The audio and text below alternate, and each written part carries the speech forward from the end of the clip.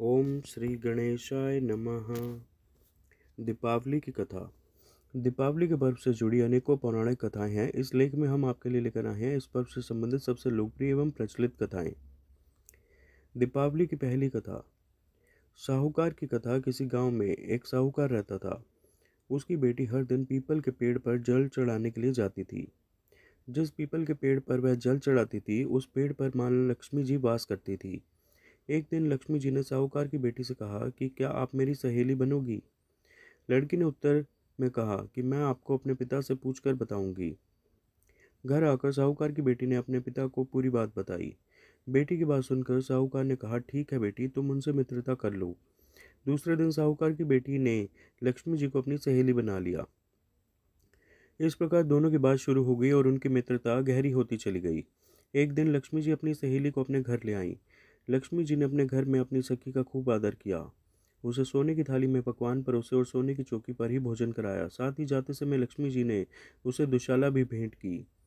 जब साहूकार की बेटी अपने घर लौटने लगी तो लक्ष्मी जी ने उससे पूछा कि वह उन्हें कब अपने घर बुलाएगी।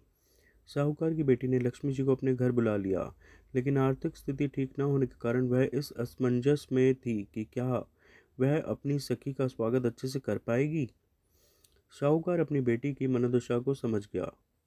उसने बेटी को समझाते हुए कहा कि बेटी, तुम परेशान मत हो और तुरंत घर की साफ सफाई कर चौका मिट्टी से लीप दो।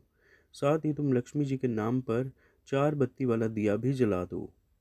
उसी समय संयोगवश एक चील साहूकार के घर के ऊपर से गुजरी और एक नौलखा हार उनके घर में गिराकर चली गई। जब साहूकार की बेटी को यह हार मिला तो उसने उसे बेच दिया और उससे मिलने वाले धन से भोजन की तैयारियों में लग गई। थोड़ी ही देर बाद जब माँ लक्ष्मी भगवान गणेश के साथ साहूकार के घर आईं तो उसकी बेटी और अपनी सखी द्वारा किए गए प्रबंधों और निष्ठा से अत्यंत प्रसन्न हो गईं। इसके बाद उन्होंने साहूकार और उसकी बेटी पर अपार कृपा बरसाई और फिर वहां से चली गई। लक्ष्मी जी के जाने के बाद भी उनके घर में फिर कभी भी किसी चीज़ की कमी नहीं हुई।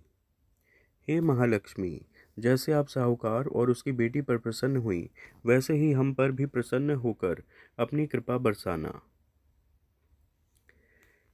एक दूसरी कथा के अनुसार, एक समय की बात है, एक राजा शिकार खेलने के लिए जंगल में गया। उस घने जंगल में वह मार्ग भूल गया और भूख प्यास से व्याकुल हो उठा। तभी उसने वहां एक लकड़हारे को लकड़ियां काटते देखा।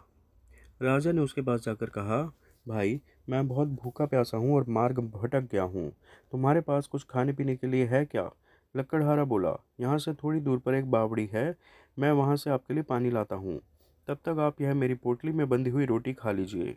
और ऐसा कहकर उसने पोटली से निकालकर एक मोटी सी रोटी राजा के आगे परोस दी। साथ ही थोड़ा सा साग भी रोटी पर रख दिया। राजा ने रोटी खाई और पानी पिया।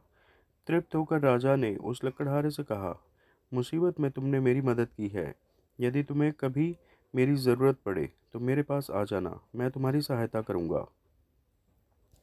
लकड़हारे ने हाथ जोड़कर प्रेम से राजा को विदा किया और कहा, कभी जरूरत पड़ी तो वह राजा के पास सहायता मांगने अवश्य जाएगा। कुछ दिनों के बाद उस जंगल के सारे पेड़ कट गए, जिनकी लकड़ी काट के लकड़हारा कोयला बनाता था। अब वह जीविका चलाए तो कैसे, लकड़ी कहाँ से काटे। इससे लकड़हारा बहुत दुखी हो गया। उसी हाल में वह राजा के पास पहुंचा और कहा, महाराज, मैं जिस जंगल से लकड़ियाँ काटता था वहाँ अब कोई पेड़ नहीं रहे।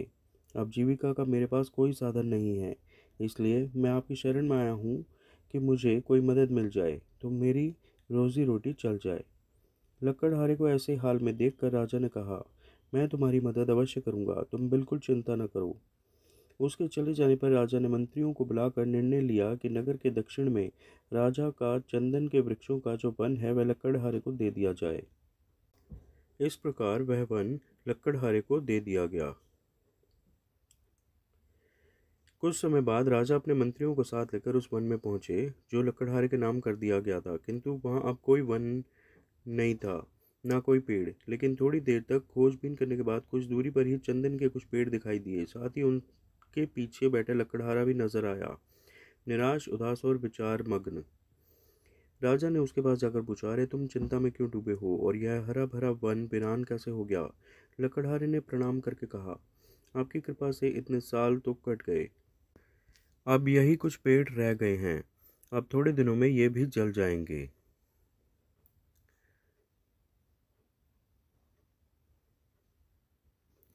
चिंता इसी बात की है कि इसके बाद मैं क्या करूँगा। राजा ने आश्चर्य से पूछा, ये तो थोड़े से रह गए, इतने बड़े जंगल का तुमने क्या किया?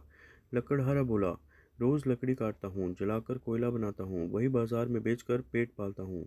राजा ने दुखी आवाज में कहा, अरे अभागे लकड़हारे, यह क्या किया तुमने? यह तो चंदन का जंगल था, उसे जलाकर कोयला क्यों बना दिया? लकड़हारे ने हैरानी से पूछा, यह चंदन क्या होता है?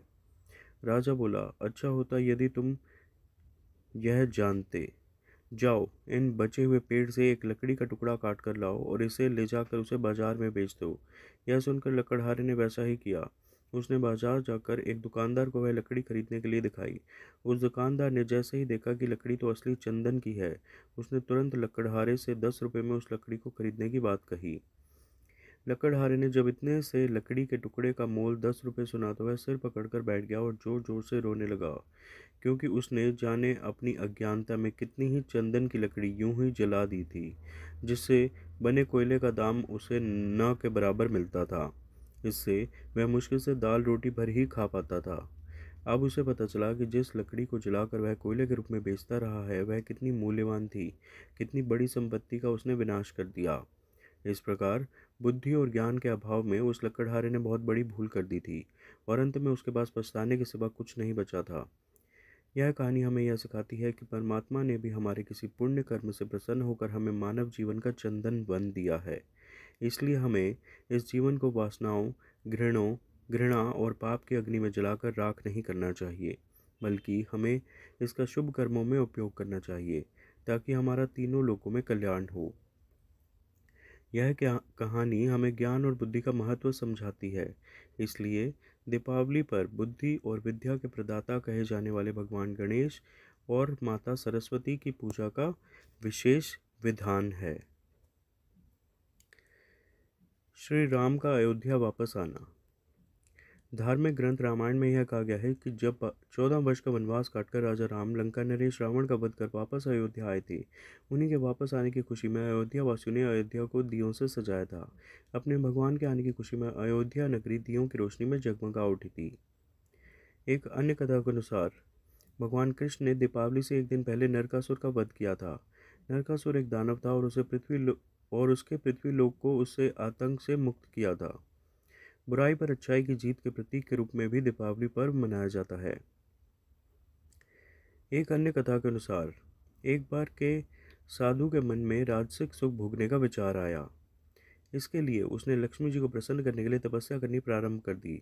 तपस्या पूरी होने पर लक्ष्मी जी ने प्रसन्न होकर उसे मनवांछित वरदान दे दिया। वरदान प्राप्त करने के बाद वह साधु राजा के दरबार में पहुंचा और सिंहासन पर चढ़कर राजा का मुकुट नीचे गिरा दिया। राजा ने देखा कि मुकुट के अंदर से एक विषैला सांप निकलकर भागा। यह देखकर राजा बहुत प्रसन्न हुआ, क्योंकि साधु ने सर्प से राजा की रक्षा की थी। इसी प्रकार एक बार साधु ने सभी दरबारियों को फौरन राजमहल से बाहर जाने को कहा। सभी के बाहर जाते ही राजमहल गिरकर खंडहर में बदल गया। राजा ने फिर उसकी प्रशंसा की। अपनी प्रशंसा सुनकर साधु के मन में अहंकार आने लगा। साधु को अपनी गलती का पता चला। उसने गणपति को प्रसन्न किया। गणपति के प्रसन्न होने पर राजा की नाराजगी दूर हो और साधु को उसका स्थान वापस दे दिया गया। इसीलिए कहा गया है कि धन के लिए बुद्धि का होना आवश्यक है। यही कारण है कि दीपावली पर लक्ष्मी व श्री गणेश के रूप में धन व बुद्धि की पूजा की जाती है। इंद्र और बलि की कथा। एक बार देवताओं के राजा इंद्र से डरकर राक्षस राज बलि कहीं जाकर छुप गए। देवराज इंद्र दैत्यराज को ढूंढते ढूंढते एक खाली घर में पहुंचे। वहां बलि गधे के रूप में छुपे हुए थे। दोनों की आपस में बातचीत होने लगी। उन दोनों की बातचीत अभी चल ही रही थी कि उसी समय दैत्यराज बलि के शरीर से एक स्त्री बाहर निकली। देवराज इंद्र के पूछने पर स्त्री ने कहा कि मैं देवी लक्ष्मी हूँ और दैत्यों को छोड़कर मेरी ओर अग्रसर क्यों हो रही हो? मैं स्वभाववश एक स्थान पर टिककर नहीं रहती हूँ, परंतु मैं उसी स्थान पर स्थिर होकर रहती हूँ जहाँ सत्य, दान, व्रत, तप, पराक्रम तथा धर्म रहते हैं। जो व्यक्ति सत्यवादी होता है, जितेंद्रिय होता है, ब्राह्मणों का हितैषी होता है, धर्म की मर्यादा का पालन करता है, उपवास व तप करता है, प्रतिदिन सूर्योदय से पहले जागता है और समय से सोता है, दीन दुखियों, अनाथों, वृद्ध, रोगी और शक्तिहीनों को सताते नहीं है, अपने गुरुओं की आज्ञा का पालन करते हैं, मित्रों से प्रेम व्यवहार करता है। आलस्य, निद्रा, अप्रसन्नता, असंतोष, कामुकता और विवेकहीनता आदि बुरे गुण जिसमें नहीं होते हैं, उसी के यहाँ मैं निवास करती हूँ। इस प्रकार यह स्पष्ट है कि लक्ष्मी जी केवल वहीं स्थायी रूप से निवास करती हैं जहाँ उपरोक्त गुण युक्त व्यक्ति निवास करते हैं।